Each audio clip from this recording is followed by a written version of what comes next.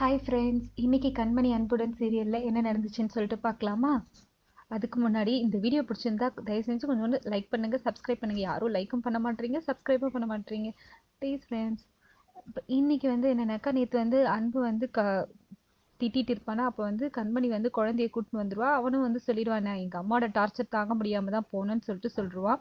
இதை கேட்டவங்க எல்லாருமே ஷாக் ஆகிடுவாங்க. அதுக்கப்புறம் எல்லாருமே ஸ்வேதாவை பிடிச்சி பயங்கரமாக திட்ட ஆரம்பிச்சிருவாங்க. நீ புள்ளைய வளர்க்க தெரியாமல் போட்டு டார்ச்சர் பண்ணி போனதுக்கு அவ தான் காரணம்னு சொல்கிற, உனக்குலாம் அறிவே இல்லைன்னு சொல்லிட்டு எல்லாரும் கண்ட மேனிக்கு ஸ்வேதா எல்லாருமே, பாட்டி தவிர பாட்டி மட்டும் சே இப்படி ஆயிடுச்சு சொல்லிட்டு போயிடுவாங்க. மீதி எல்லாருமே திட்டுவாங்க. கண்மணி பெட்ரூமில் அழுதுகிட்டே படுத்துட்டு இருப்பா. அப்போ அன்பு வருவான், பேசுவான். பேசும்போது சொல்லுவான், எல்லாருமே என்னை தப்பு தப்பாக நினைக்கிறாங்கன்னு சொல்லிட்டு ரொம்ப ஃபீல் பண்ணுவான் இன்னைக்கு நடந்ததை நினச்சி. யார் என்ன நினச்சா என்ன கண்மணி, நான் உன்னை புரிஞ்சுக்கிறேன்ல, உனக்கு அது போதாதா? யார் உன்னை பற்றி என்ன தப்பாக பேசினாலும் என் கண்மணி அப்படி கிடையாது, அவன் மேலே தப்பு இல்லைன்னு சொல்லிட்டு நான் உனக்காக நிற்கிறேன்ல, உனக்கு அது பத்தாதான்னு சொல்லிட்டு சொல்லுவா. உடனே இதை கேட்டவுடனே, எனக்கு சந்தோஷம் தாங்க நீங்கள் சொல்கிறத. மறுபடியும் அழுவா. அப்புறமும் ஏன் கண்மணி அழுவுற? இல்லைங்க நான் அழுவலைங்க சொல்லிட்டு, சரி நான் உங்கள் மடியில் கொஞ்ச நேரம் படுத்துக்குவான்னு சொல்லிட்டு கேட்பான். சரி கண்மணி படுத்துக்கோன்னு சொல்லிட்டு அப்புறம் அவன் மடியிலே படுத்துப்பா. படுத்துட்டு தூங்குவா. நெக்ஸ்ட் டே மார்னிங் ஆனதும் எல்லாரும் இருப்பாங்க. அப்போ பவி ஃபேமிலிலேருந்து தட்டு வரிசை கொண்டு வருவாங்க. தீபாவளி வரிசை கொண்டு கொடுத்துட்டு தீபாவளிக்கு அழைக்கிறதுக்காக வருவாங்க. அப்போ 27 தட்டு கொடுத்து நல்லா பயங்கர கிராண்டாக இது பண்ணி வைப்பாங்க. அப்போ சொல்லுவாங்க பாட்டிக்கிட்ட, 27 தட்டு கொண்டு வந்திருக்கோம், எந்த குறையும் இல்லாமல் பொண்ணு தீபாவளிக்கு அனுப்பி வைங்க, தலை தீபாவளி வரிசை கொண்டு வந்துட்டு பொண்ணை அனுப்பி வைங்கன்னு சொல்லிட்டு சொல்லுவாங்க. பாட்டியும் சரிங்க ரொம்ப சந்தோஷம்னு சொல்லிட்டு சொல்லுவாங்க. அப்போ கேட்பாங்க, மாப்பிள்ளை ஹனிமூன்லாம் எப்படி போச்சுன்னு சொல்லிட்டு. உடனே எல்லாரும் சிரிப்பாங்க. ஹனிமூன் தானே, ஹனிமூன் சூப்பராக போச்சுன்னு சொல்லிட்டு அவனும் ஒரு இதுவாகவே வச்சு சொல்லுவான். உடனே இவங்க 2 பேரும் குசு குசுன்னு பேசின்னு இருப்பாங்க. கார்த்திக் சொல்லுவான், ஃபஸ்ட்டு பவி நீ உடம்பு குறை பவின்னு சொல்லிட்டு இது பண்ணிட்டு ஃபன்னியாக சீக்வன்ஸ் போயிட்டே இருக்கும்.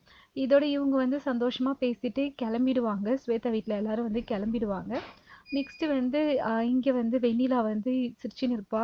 எனக்கும் இந்த மாதிரி தான் தலை தீபாவளி வரும்னு சொல்லிட்டு இவங்களும் கிண்டல் பண்ணிட்டு இருப்பாங்க. இவங்க சிரிச்சிட்டு இருப்பா. நெக்ஸ்ட்டு கண்மணி வீட்டிலேருந்து வருவாங்க. கண்மணியோட அம்மாவும் சித்தியும் தட்டு எடுத்துகிட்டு வருவாங்க. அதை பார்த்தோன்னே எல்லாருக்குமே ஃபஸ்ட்டு இவங்க எல்லாருக்கும் சந்தோஷமாக இருக்கும், இவங்களும் வந்திருக்காங்க சொல்லிட்டு. பாட்டி இன்சல்ட் பண்ணுறாங்க. என்ன கொண்டு வந்திருக்கீங்க, என்ன பண்ணணும், எப்படி பண்ணணும், என்ன முறை, ஒத்தப்படையில் தான் கொண்டு வரணும், அதுவும் இதுதான் நீங்கள் எட்டுன்னு வந்திருக்க லட்சணமா, உங்களுக்கு எங்கள் ஃபேமிலியோட ஸ்டேட்டஸ்னு எதுவுமே தெரியல, இப்போ தான் ஸ்வேதா ஃபேமிலிலேருந்து வந்தாங்க, பவி ஃபேமிலிலேருந்து வந்தாங்க, அவங்கெல்லாம் எவ்வளோ முறையாக எவ்வளோ கிராண்டாக வந்தாங்க, அவங்களுக்கு எங்கள் தகுதி என்னன்னு தெரியும், உங்களுக்கு எங்கள் தகுதி என்னன்னு தெரியல, அதான் இன்னமுமே எங்கள் தகுதி என்னான்னு தெரியாமல் இருக்கீங்க, இந்த தட்டோடு சேர்த்து உங்கள் பொண்ணையும் கூட்டிகிட்டு போயிடுங்க, ஆனால் என் பேரெல்லாம் வரமாட்டாங்கன்னு சொல்லிட்டு பயங்கரமாக பிடிச்சி திட்டுன்னு திட்டுவாங்க. அப்போ அன்பும் கேட்பான், பாட்டி ஏன் பாட்டி இப்படி அவங்கள இன்சல்ட் பண்ணுற மாதிரி பேசுகிறீங்க, இந்த மாதிரி பேசாதீங்கன்னு சொல்லுவான். உடனே பாட்டி அவனே திட்டி விட்டுருவாங்க. உனக்கு வேணும்னா போ, இந்த குடும்பத்துக்குன்னு ஒரு மரியாதை இருக்குது, அதை நீ கெடுக்காதுன்னு சொல்லிட்டு பயங்கரமாக திட்டிடுவாங்க. அதோட அவங்களோட அம்மாவும் சித்தியும் அப்படியே போயிடுவாங்க. கண்மணியும் அழுதுகிட்டே போயிடுவா. இதெல்லாம் பார்த்து எல்லாருமே போயிடுவாங்க.